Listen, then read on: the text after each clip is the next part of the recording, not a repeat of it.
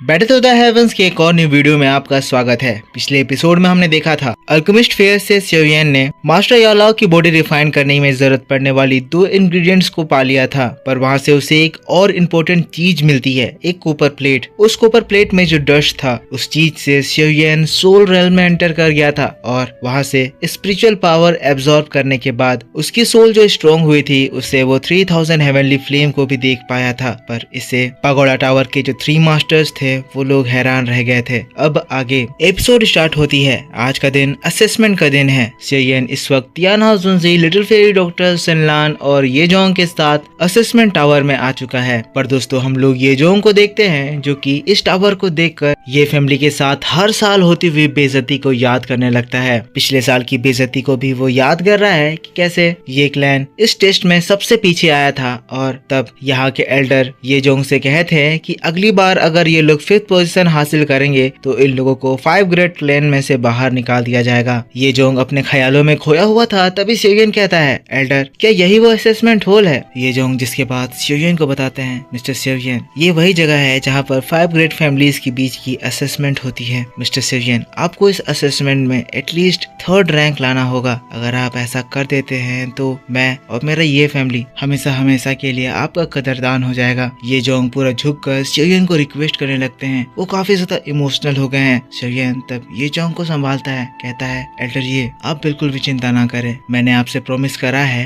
कि मैं आपके ये फैमिली को इस प्रॉब्लम से बाहर निकालूंगा, तो मैं जरूर निकाल के रहूंगा। जिसके बाद Tian house जुनजी little fairy doctor की ओर देखता है। इशारों में उन्हें गुड बाय कहता है क्योंकि वो लोग अंदर नहीं आ सकते हैं। सिनलान और येजोंग के साथ वो टावर में एंटर कर जाता है। जैसे ही वो तीनों हॉल में एंटर करते हैं, एक जोर की अनाउंसमेंट होती है, ये फैमिली असेसमेंट हॉल में आ चुकी है। जिसके बाद हम लोगों को अच्छे से इस हॉल को दिखाया जाता है और फिर यहाँ के इस बड़े से अरेना को दिखाया जाता है जहाँ पर कंपटीशन होगा। ये जोंग सेवियन को बताते हैं कि इस अरेना में 5 ग्रेट क्लैंस को अलग अलग सीट दी गई है। तुम्हारे राइट में क्यू क्लैन है और लेफ्ट में दान क्लैन है। दान क्लैन में जो बीच में खड़ा है उसका नाम दान स्वान है। दान स्वान फ्यूचर में दान क्लैन को लीड करने वाला है। दान स्वान को देखते वक्त सेवियन की नजर दान चैन पर जाती है। सेवियन एकदम से पहचान जाता है कि ये वही लेडी है जो कि कल के दिन पिल मार्केट से गुजर रही थी। इसकी स्पिरिचुअल एनर्जी बहुत ही ज्यादा स्ट्रॉन्ग है। ये लोग फिर आगे बढ़ते हैं। ये जोंग सेवियन को बताता है, तुम्हारे सामने जो दिख रहे हैं वो लोग बाय फैमिली के लोग हैं। बाय फैमिली में भी एक आउटस्टैंडिंग यंग टैलेंट है, बाय यिंग, जो कि उम्र में तो बहुत ज्यादा छोटा है पर अभी से ही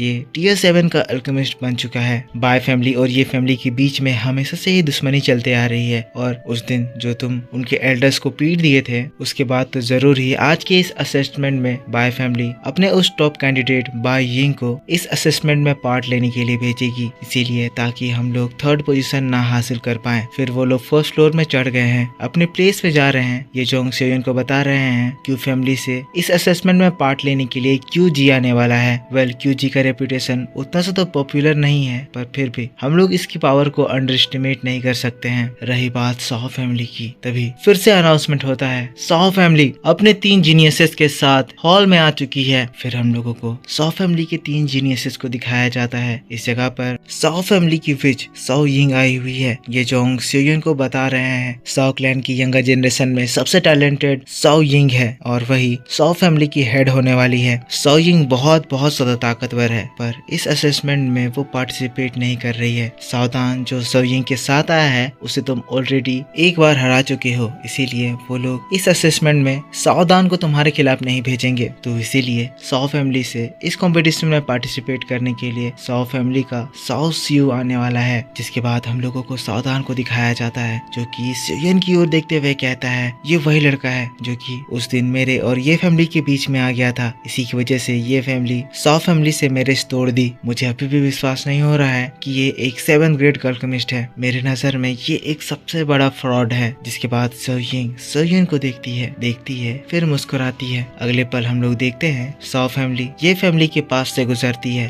सावधान तो सेवियन को चिढ़ाते हुए गुजरता है, पर वही सॉ सीयू रुक जाता है। सेवियन से बात करने लगता है, कहता है, तो तुम ही सेवियन हो, मैंने तुम्हारे बारे में सावधान से सुना। वेल, मैं देख सकता हूँ कि तुम काफी ज्यादा टैलेंटेड हो। सावधान थोड़ा हॉट टेम्पर्ड है, पर और जैसे तुम्हारी फाइट सावधान से हुई थी, यहाँ की फाइट उससे बहुत ज्यादा अलग होने वाली है। कौन यहाँ पर किस तरह का अटैक करता है हम लोग प्रेडिक्ट नहीं कर सकते हैं, इसीलिए थोड़ा सा ध्यान रखना। यहाँ पर सो स्यू स्योयन को फ्रेंडली रिमाइंडर दे रहा है, जिससे स्योयन भी उसके इस सुझाव से खुश हो जाता है। इस रिमाइंडर के लिए थैंक यू कहता है, पर तभी वहाँ पर एक बहुत स्ट्रॉन्ग पर्सन का अपीयरेंस होता है। आते ही साथ वो पर्सन कहता है, जैसा कि 5 ग्रेट फैमिलीज यहाँ पर आ चुके हैं, तो मैं उन 5 फैमिलीज के रिप्रेजेंटेटिव को टेस्ट के लिए आगे बुलाना चाहता हूँ। तुरंत ही इसके कमांड के साथ 5 रिप्रेजेंटेटिव एल्डर के सामने होते हैं। इस एल्डर का नाम एल्डर सेंग है और ये इस कंपटीशन में इन लोगों का जज होने वाला है। सभी लोग एल्डर सेंग को ग्रीट करते हैं, जिसके बाद तुरंत ही एल्डर सेंग हवा में उड़ते हैं। कहते हैं, हमारा यह टेस्ट 3 पार्ट्स में डिवाइडेड है। पहला टेस्ट आप लोगों के सोल को टेस्ट करेगा। उसी के साथ हम लोग देखते हैं स्योयन के पीछे का जो अरीना है वो धीरे धीरे करके घूमने लगता है। अचानक से हम देखते हैं एक नई फॉर्मेशन क्रिएट होती है, जिसमें से फिर अरीना के बीच से एक बड़ा सा सोल टेस्टिंग स्टोन बाहर निकलता है। एल्डर सेंग इन लोगों को बताते हैं, तुम्हारे सामने ये जो स्टोन दिख रहा है, अगर तुम इस स्टोन में अपना हाथ रखोगे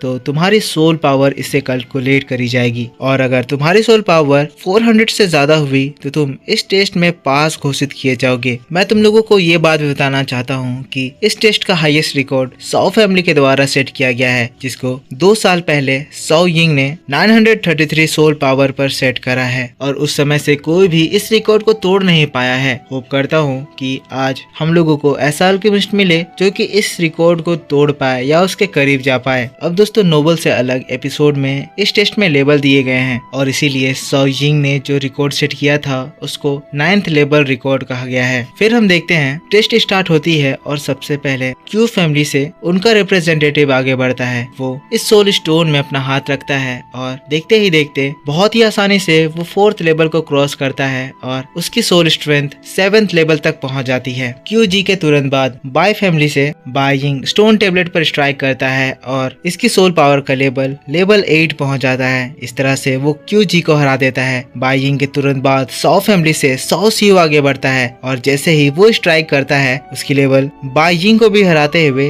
8.5 पहुंच जाती है। बाय यिंग का ओवर हुआ तो नेक्स्ट कैंडिडेट आगे बढ़ता है और नेक्स्ट कैंडिडेट दान स्वान होता है। दान स्वान आराम से आकर स्टोन टेबलेट पर हाथ रखता है और हम देखते हैं उसकी सोल पावर सेकंड्स में 8 लेवल को क्रॉस करती है और फाइनली 9th लेवल पर जाकर रुकती है। ऐसा करते ही सभी लोग इसकी सोल पावर को देखकर हैरान हो जाते हैं। सावधान हड़बड़ाते हुए कहता है, वाकई में दान स्वान दान फैमिली के फ्यूचर लीडर होने का टैलेंट रखता है। सौ यिंग भी अभी तक जो किसी को भाव नहीं दे रही थी, दान स्वान के परफॉर्मेंस को देखकर वो भी बहुत ही ज्यादा खुश हो जाती है और कहती है, दान स्वान इनमें से सबसे ज्यादा अच्छा है। पर मैं आपको बता दूं, अभी तक सौ यिंग का रिकॉर्ड इन लोगों में से किसी ने भी नहीं तोड़ा है, क्योंकि सौ यिंग इस टेस्ट में 9.5 लेवल पहुंची थी। अब इस तरह से यहाँ पर आखिरी कैंडिडेट बचता है और वो है स्योयन। जैसे ही स्योयन आगे बढ़ता है सभी लोगों की नजर उस पर टिक जाती है। स्योयन बड़े आराम से इन चारों के आगे से गुजरता है। ये फैसले की घड़ी है कि ये फैमिली अब 5 ग्रेट फैमिलीज में से एक होगा या नहीं। अगर स्योयन बाय फैमिली को नहीं हराता है तो इसी टेस्ट में ये फैमिली 5 ग्रेट फैमिलीज में से बाहर निकाल दी जाएगी और स्योयन आगे के टेस्ट को दे भी नहीं पाएगा। सभी लोग ध्यान से स्योयन को ही देख रहे हैं। स्योयन आगे बढ़ता है और फिर आराम से स्टोन टेबलेट पर अपना स्पिरिचुअल एनर्जी ट्रांसमिट करता है और जैसे ही ये ऐसा करता है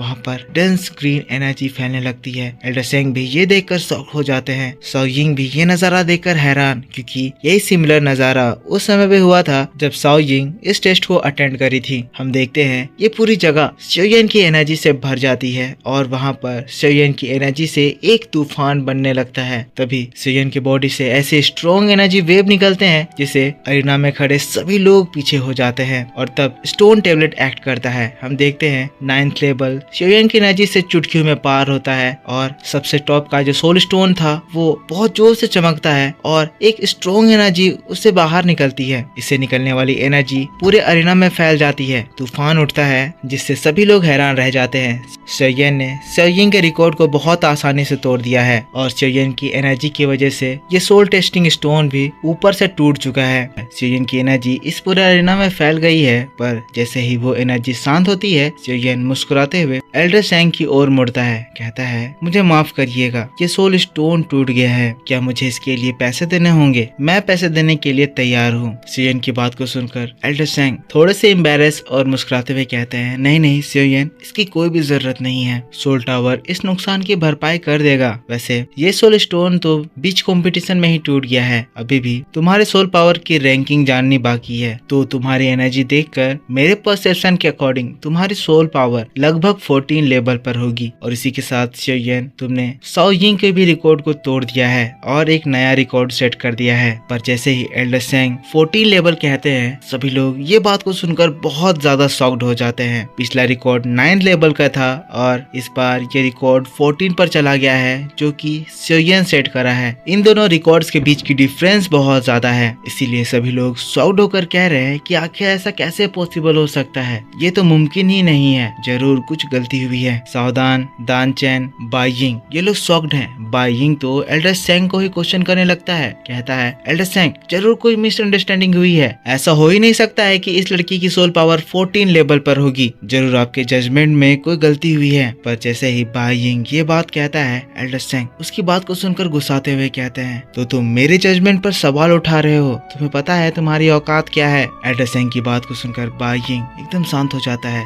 सिर को झुका लेता है, एम्बैरेसमेंट से पीछे हो जाता है। जिसके बाद तुरंत ही एल्डर सैंग अनाउंसमेंट करते हैं। तो इसी के साथ सोल टेस्ट ओवर होता है और इस सोल टेस्ट में फर्स्ट प्लेस के साथ सियोयन इस टेस्ट का विजेता होता है। अब दोस्तों मैं आपको एक और बात बता देना चाहता हूँ कि सियोयन जो 14th लेवल पहुंचा है, इसका मतलब ये है कि सियोयन 7 ईयर के हाई ग्रेड का अल्केमिस्ट बन चुका है और वो उसके पीक लेवल पर है। और इसी वजह से यहाँ पर खड़े जितने भी ये कंटेस्टेंट है, उनमें से सियोयन सबसे ज्यादा ताकतवर है। पर अभी भी फर्स्ट फ्लोर पे 2 धुरंधर खड़े हैं, साओ यिंग और दान चैन, और इन लोगों के पावर्स के बारे में अभी तक कोई भी इंफॉर्मेशन नहीं दिया गया है। अब एल्डर सैंग की बात को सुनकर ये जोंग और सिनलान बहुत ज्यादा खुश हो जाते हैं। ये जोंग कहते हैं, हमारी ये फैमिली को सियोयन ने बचा लिया, हमारी ये फैमिली सेफ हैंड्स में है। फिर इसके बाद हम लोगों को साओ यिंग को भी दिखाया जाता है, जो कि सियोयन से काफी ज्यादा इम्प्रेस होते हुए उसकी ओर देखते हुए कहती है, लगता है इस बार कोई धुरंधर यहाँ पर आ गया है, इसके साथ कंपटीशन करने में बहुत ज्यादा मजा आएगा। अब यहाँ पर साओ यिंग जो कंपटीशन के बारे में बात कर रही है, वो कंपटीशन पिल गैदरिंग कंपटीशन है। अभी जो ये असेसमेंट हो रहा है, ये तो बस उस मेन कंपटीशन का एक ट्रायल वर्जन है। इसी वजह से इस मैच में दान चैन और साओ यिंग पार्टिसिपेट नहीं कर रहे हैं, जो कि उस मेन कंपटीशन में पार्टिसिपेट करेंगे। अब इसके बाद हम लोगों को एल्डर सैंग को दिखाया जाता है, जो कि अनाउंसमेंट करते हैं। तो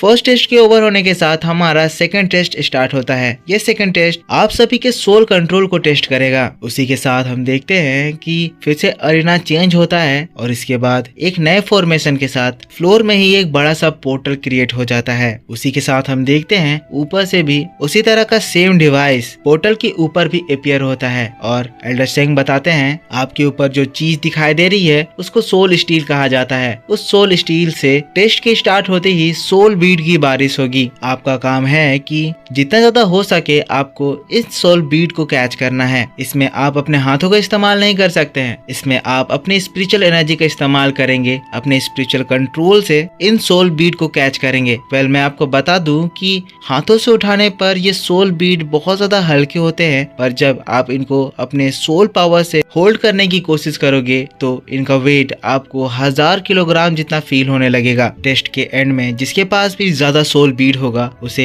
इस टेस्ट का विजेता घोषित किया जाएगा। उसी के साथ मैं आपको ये भी बताना चाहता हूँ कि इसका भी एक रिकॉर्ड है, जो कि 2 साल पहले साओ यिंग ने ही सेट करा है। साओ यिंग ने उस समय में अपने सोल कंट्रोल से 89 बीड्स कैच कर लिए थे और उसके बाद उसके रिकॉर्ड को अभी तक कोई भी नहीं तोड़ पाया है। इस साल देखते हैं इस रिकॉर्ड को कोई तोड़ पाएगा या नहीं। होप करता हूँ तुम लोगों को सब कुछ समझ में आ गया होगा। इसी के साथ टेस्ट स्टार्ट होता है और दोस्तों ये बात खत्म होते ही ऊपर के मशीन से सोल बीड नीचे की तरफ तेजी से गिरने लगता है। मशीन के नीचे जो पोर्टल बना है, अगर ये लोग सोल बीड को कैच नहीं कर पाते हैं तो वो सोल बीड उस पोर्टल में एंटर होके वापस से मशीन के ऊपर से गिर जाएगी। अब जैसे ही ये लोग सारी बातें समझते हैं, सभी अपने अपनी स्पिरिचुअल एनर्जी से स्पिरिचुअल हैंड क्रिएट करके सोल बीड को कैच करने लगते हैं। बहुत ही जल्द बहुत सारे सोल बीड इकट्ठा होने लगते हैं, पर हम देखते हैं क्यूजी और बाई यिंग दोनों का कंट्रोल छूटता है और वो सारे सोल बीड गिरा देते हैं। पर इससे पहले एल्डर सैंग ने उनकी सोल बीड काउंट कर ली थी और इस तरह से वो बताते हैं कि जो यूजी है वो 41 सोल बीड होल्ड कर पाया था और जो बाई यिंग है वो 43 सोल बीड होल्ड कर पाया था। पर अभी भी मैदान में 2 लोग टिके हुए हैं, साओ सियू और दान सुआन, क्योंकि शिवयन ने तो अभी तक स्टार्ट ही नहीं करा है। साओ सियू पूरा दम लगाता है और बहुत सारे सोल बीड कलेक्ट करता है, पर लास्टली उसका भी कंट्रोल छूटता है और उसके सोल बीड भी गिर जाते हैं। एल्डर सेंग बताते हैं साओ सियू 56 सोल बीड को होल्ड कर पाया था,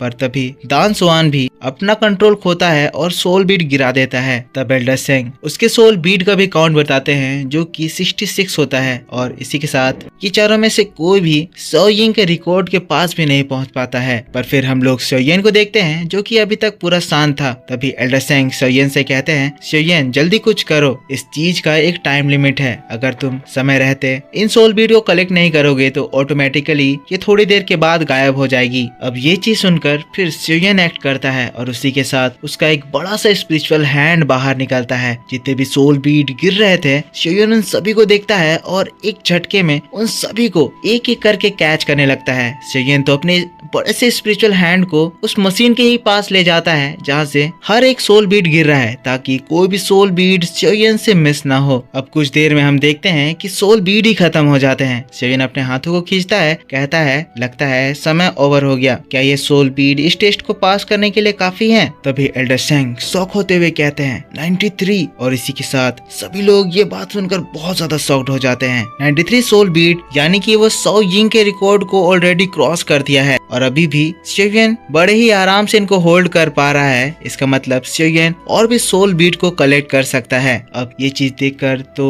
दान चैन भी शिवयन को देखने लगती है, कहने लगती है तो मतलब मैंने जो उस दिन फील करा था वो बिल्कुल सही था, ये लड़का वाकई में बहुत ज्यादा ताकतवर है। हम लोग साओ यिंग को भी देखते हैं जो कि अब तो और भी ज्यादा स्माइल करते हुए कहती है तो बात यहाँ तक पहुँच चुकी है, इंटरेस्टिंग, बहुत इंटरेस्टिंग, लगता है खेल में मजा आने वाला है। जिसके बाद हम लोग शिवयन को देखते हैं जो कि अपने स्पिरिचुअल हैंड को कैंसल आउट करता है और सारे सोल बीड पोर्टल में गिर जाते हैं। शिवयन बड़े ही रिस्पेक्टफुली सभी को ग्रीट करता है और इसके साथ ये टेस्ट ओवर होता है। शिवयन इस टेस्ट का भी विनर होता है और एक नया रिकॉर्ड सेट करता है, जिसको सुनकर सिनलान तो खुशी से नाचने लगती है। ये जोंग प्राउड होकर स्माइल करने लगते हैं क्योंकि इसके साथ उनको गारंटी हो गई है कि अब ये क्लैन को कोई भी 5 ग्रेट क्लैन में से बाहर नहीं निकाल पाएगा। सभी लोग ही शिवयन की परफॉर्मेंस के लिए तालियां मार रहे हैं। जिसके बाद एल्डर सेंग भी अनाउंस करते हैं कि शिवयन इस सेकंड टेस्ट का भी विजेता है और वो साओ यिंग के रिकॉर्ड को तोड़ दिया है। क्योंकि सेकंड टेस्ट ओवर हो चुका है तो अब थर्ड टेस्ट की बारी है और इस टेस्ट में आप लोगों की फाइटिंग एबिलिटीज को टेस्ट किया जाएगा। पर इससे पहले कि वो टेस्ट को शुरू करवाते पीछे से साओ यिंग का आवाज आता है जो कि कहती है एल्डर सेंग आपको बीच में टोकने के लिए माफी मांगना चाहती हूँ, पर क्योंकि हमारा साओ क्लैन पिछले साल विनर रहा था तो हम लोगों के पास में एक प्रिविलेज है कि हम लोग टेस्ट के बीच में हमारे रिप्रेजेंटेटिव को चेंज कर सकते हैं। इसीलिए इस थर्ड राउंड के लिए साओ सियू को रिप्लेस करते हुए मैं इस टेस्ट में पार्टिसिपेट करना चाहती हूँ। ज्यादा सीरियस वाली बात नहीं है, बस मेरे हाथों में खुजली हो रहा है और मैं थोड़ा सा इन लोगों के साथ खेलना चाहती हूँ। और दोस्तों जैसे ही साओ यिंग की बात खत्म होती है सभी लोग इसकी बात को सुनकर हैरान रह जाते हैं। साओ यिंग साओ क्लैन की विच है और वो बहुत ज्यादा ताकतवर है और ये रिकॉर्ड जो शिवयन तोड़ रहा है वो साओ यिंग ने 2 साल पहले सेट करा था। तो जरूर ही इन 2 सालों में साओ यिंग काफी ज्यादा इम्प्रूव करी होगी और वो उससे भी ज्यादा ताकतवर हो गई होगी। साओ यिंग की एक और बात मैं बताना चाहता हूँ कि साओ यिंग एक गिफ्टेड चाइल्ड है और वो सिर्फ 12 साल की उम्र में लेवल 7 अल्केमिस्ट बन गई थी और इसीलिए वो पेल टावर की 3 मेन मास्टर्स की आगे चलकर सक्सेसर भी बन सकती है। अभी ये बात पूरी तरह से फाइनल नहीं हुई थी पर सभी की नजर साओ यिंग पर है और वो पेल टावर में भी काफी ज्यादा मशहूर है। साओ यिंग इसके बाद अरीना में आती है। साओ यिंग के इस प्रपोजल को रखते साथ ही एल्डर सेंग शिवयन की ओर देखते हैं ताकि वो इस बारे में शिवयन से राय ले सके। यूँ तो साओ यिंग और शिवयन दोनों ही सेम एज के हैं पर साओ यिंग शिवयन से ज्यादा एक्सपीरियंस्ड है, इसीलिए एल्डर सेंग शिवयन की इसमें मंजूरी लेना चाहते थे। अब एल्डर सेंग को देखने के बाद शिवयन भी कहता है एल्डर अगर मिस साओ यिंग इस टेस्ट में पार्टिसिपेट करना चाहती है तो मैं शिवयन उनको इसमें साथ देना चाहूंगा। मुझे उनके बीच में इस टेस्ट में आने से कोई भी प्रॉब्लम नहीं है। पर शिवयन की बात को सुनकर साओ यिंग मुस्कुराती है, कहती है शिवयन तुम काफी ज्यादा पोलाइट हो और तुम्हारा बिहेवियर भी बहुत ज्यादा अच्छा है, मैं तुम्हारी बातों से इम्प्रेस हुई। जिसके बाद वो अगले ही पल अरीना में एंटर करती है और इसके अरीना में एंटर करने से हम लोग ये समझते कहते हैं कि साओ यिंग भी एक दाओजोंग लेवल की पर्सन है। उसे हवा में लटकने और अपने पोजीशन को चेंज करने में किसी भी तरह के एफर्ट्स को लगाने की जरूरत नहीं पड़ रही थी। साओ यिंग साओ सियू से कहती है, ब्रदर साओ सियू आप थोड़ा सा रेस्ट कर लीजिए, आगे के इस टेस्ट को मैं टेक ओवर करती हूँ। साओ सियू भी तुरंत ही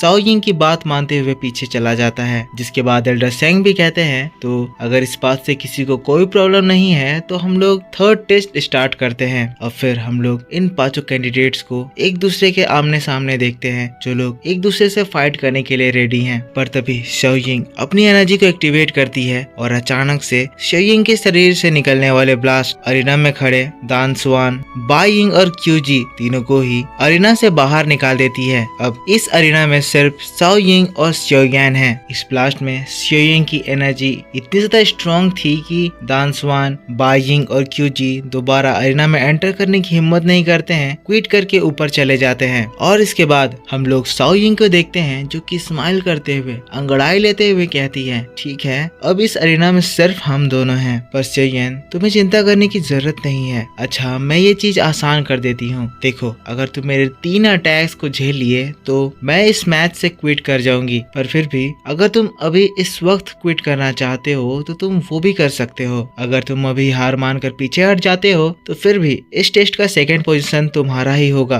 और इससे तुम्हारे साथ की जो ये फैमिली है उसे भी किसी तरह की प्रॉब्लम नहीं आएगी और वो 5 ग्रेट क्लैंस में से निकाले भी नहीं जाएंगे। तो साओ यिंग सोच लो तुम्हें क्या करना है, क्या तुम मेरा ये चैलेंज एक्सेप्ट करोगे या फिर क्विट कर कर पीछे हटोगे। साओ यिंग बड़े ही नजाकत के साथ ये सारी बातें कह रही है, पर इसकी बातें इतनी ज्यादा डरावनी लग रही है कि सभी लोग इसकी बातों को सुनकर घबरा रहे हैं। वेल इसका नाम विच ऐसे ही नहीं पड़ा है, ये इतनी ज्यादा ताकतवर है कि दान स्वान जैसा पर्सन भी तुरंत ही इस मैच से हार मानकर पीछे भाग जाता है। पर तब हम लोग साओ यिंग को देखते हैं जो कि साओ यिंग को रिप्लाई देना स्टार्ट करता है। कहता है, मिस साओ यिंग आपने मुझे चैलेंज किया है तो मैं आपके इस इनविटेशन को कैसे रिजेक्ट कर सकता हूँ, मुझे आपका ये चैलेंज मंजूर है। अब साओ यिंग की बात को सुनकर साओ यिंग कहती है, साओ यिंग तुम वाकई में एक जनरस पर्सन हो, जैसे कि तुम ये चैलेंज को एक्सेप्ट करते हो तो अब इसके कंसिक्वेंसेस को झेलने के लिए भी तैयार हो जाओ। जिसके बाद साओ यिंग फिर से अपने स्पिरिचुअल पावर्स एक्टिवेट करती है और दोस्तों इसके साथ साओ यिंग की जबान से एक नाम निकलता है, एंशिएंट अल्केमिस्ट टेक्निक। ये जो एंशिएंट अल्केमिस्ट टेक्निक है वो किसी के भी सोल पावर को बहुत ज्यादा मैक्सिमाइज कर सकता है। ये वही टेक्निक है जिसके बारे में तियानहो जुनजी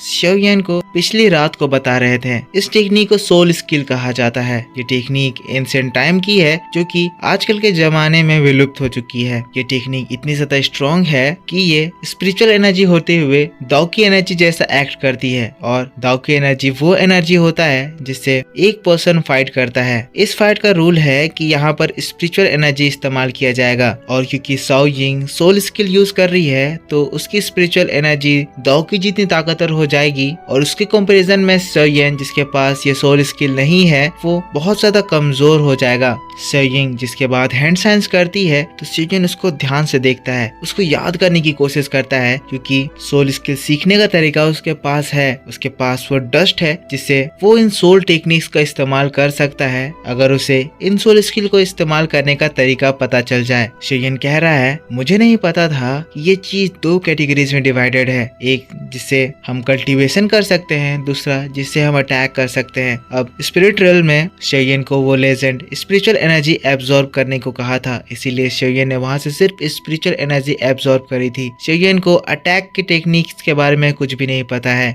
जो कि अभी उसको साओ यिंग से पता चल रहा है। साओ यिंग की स्पिरिचुअल एनर्जी एक बड़े से फिनिक्स में ट्रांसफॉर्म हो जाती है जिसके बाद वो साओ यिंग के ऊपर अटैक करने के लिए बढ़ती है तो साओ यिंग अपने स्पिरिचुअल हैंड से उसके ऊपर हमला करता है। वहां पर इस कोलिजन से एक जोरदार धमाका होता है जिससे साओ यिंग 10 कदम पीछे हट जाता है। पर ये चीज देखकर सभी लोग बहुत ज्यादा अमेज्ड हो जाते हैं क्योंकि द विच साओ यिंग के इतने पावरफुल अटैक से साओ यिंग टकरा गया है और अभी भी वो बिल्कुल ही सही सलामत है। साओ यिंग भी साओ यिंग के इस अटैक को और इस इंड्योरेंस को देखकर हैरान रह गई है। वो भी सीरियस होते हुए कहती है, लगता है ये साओ यिंग काफी कमाल का लड़का है और फ्यूचर में ये मेरा एक अच्छा राइवल बनने वाला है। जिसके बाद साओ यिंग फिर से अपने दूसरे हैंड साइंस करती है और दोस्तों इस जगह पर एक strong soul gravitational pressure field create हो जाता है। ये ग्रेविटेशनल फील्ड हर किसी के सोल को बहुत हेवीली नेचुरली इम्पैक्ट करती है और इसके इफेक्ट में कोई भी अच्छे से कुछ भी मूवमेंट नहीं कर पाता है। पर हम लोग शेयन को देखते हैं जो कि इस सोल प्रेशर को भी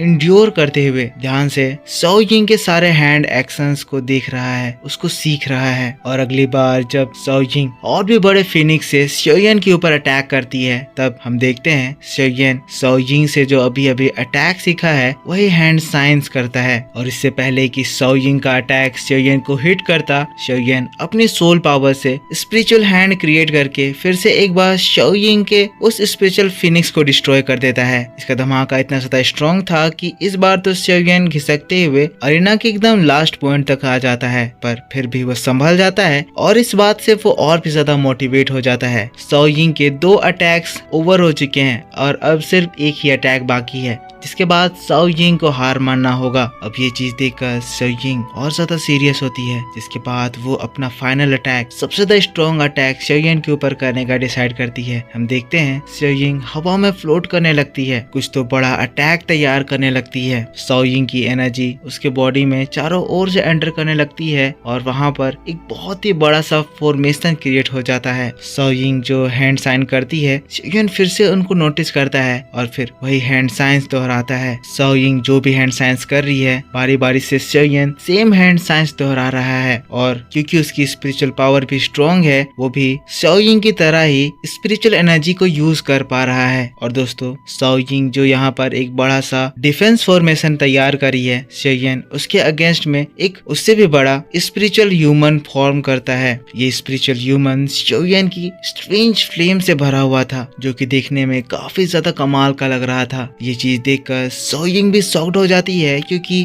शेयन ने कुछ ही देर में उसके मूवमेंट्स को अच्छे से कॉपी कर लिया, सीख लिया और एक अच्छा अटैक भी प्रिपेयर कर लिया है। पर साओ यिंग भी शेयन को हराने के लिए तैयार है और वो अपने फॉर्मेशन को ट्रांसफॉर्म करके एक और भी स्ट्रॉन्ग फिनिक्स फॉर्म करती है। पर ये देखकर शेयन एक पंच तैयार करता है और पंच लेकर साओ यिंग के ऊपर हमला करता है। इस तरह से साओ यिंग का जो फिनिक्स था वो शेयन के स्पिरिचुअल मैन के पंच से टकराता है और फिर अगले ही पल हम लोग एनर्जी का एक बहुत ही बड़ा भवंडर देखते हैं। इन दोनों स्पिरिचुअल एनर्जी के टकराने से इतनी खतरनाक एनर्जी इवॉल्व हो रही है, जिसकी ताकत यहाँ पर खड़े जितने भी लोग हैं सभी को अफेक्ट कर दे रही है। सभी लोग इससे बचने के लिए छुप रहे हैं, पर कुछ देर के बाद ये एनर्जी शांत होती है। दोनों ही स्पिरिचुअल बीस्ट एक दूसरे से टकराकर न्यूट्रलाइज हो जाते हैं, पर इनके टकराने से जो इफेक्ट होता है वो काफी ज्यादा बड़ा होता है, यानी कि शेयन और शेयन के बीच की अरीना का जगह पूरी तरह से बर्बाद हो जाता है। उन दोनों के बीच में एक 100 फुट का गड्ढा फॉर्म हो जाता है, पर अभी भी शेयन अपने प्लेस पर खड़ा है और शेयन के 3 मूव्स ओवर हो चुके हैं। इसका मतलब कि शेयन अब शेयन के ऊपर और अटैक नहीं कर सकती है और शेयन को इस टेस्ट से हार मानना होगा। अगले ही पल वहाँ पर एल्डर सेंग आ जाते हैं, जो कि कहते हैं जो तबाही यहाँ पर मची है, लगता है पिल टावर के फंड से भी ये फुलफिल नहीं हो पाएगा, पर फिर भी मैं आप लोगों को इसका हर्जाना नहीं भुगतने दूंगा। पर तभी दूसरी ओर से साओ यिंग की आवाज आती है, जो कि कहती है 3 मूव्स ओवर हो चुके हैं शेयन, तुम इस मैच को जीत चुके हो, पर मैं तुम्हारा पिल गैदरिंग कंपटीशन में इंतजार करूंगी और उस वक्त इस तरह के कंडीशंस नहीं होंगे। कहते हुए शेयन वहां से चली जाती है, जिसके बाद एल्डर सेंग अनाउंसमेंट करते हैं इस थर्ड टेस्ट का भी विजेता शेयन होता है। और इसी के साथ शेयन, जो कि ये फैमिली को रिप्रेजेंट कर रहा है, उसके साथ ये फैमिली इस असेसमेंट को पास कर जाती है। इस तरह से ये फैमिली 5 ग्रेड क्लैन के एलिमिनेशन से बच जाती है सभी लोग, जिसके बाद ये फैमिली को कांग्रेचुलेट करते हैं और शेयन अपना वादा पूरा कर खुश होता है। फिर सीन शिफ्ट होता है और अब रात का समय होता है। शेयन इस वक्त पिल रीजन में ये फैमिली के उस पुराने मेंशन में है, वो बाहर बैठकर मेडिटेशन कर रहा है। इस वक्त वो साओ यिंग के जो हैंड सील्स हैं उनको याद कर रहा है, समझने की कोशिश कर रहा है कि आखिर साओ यिंग को वो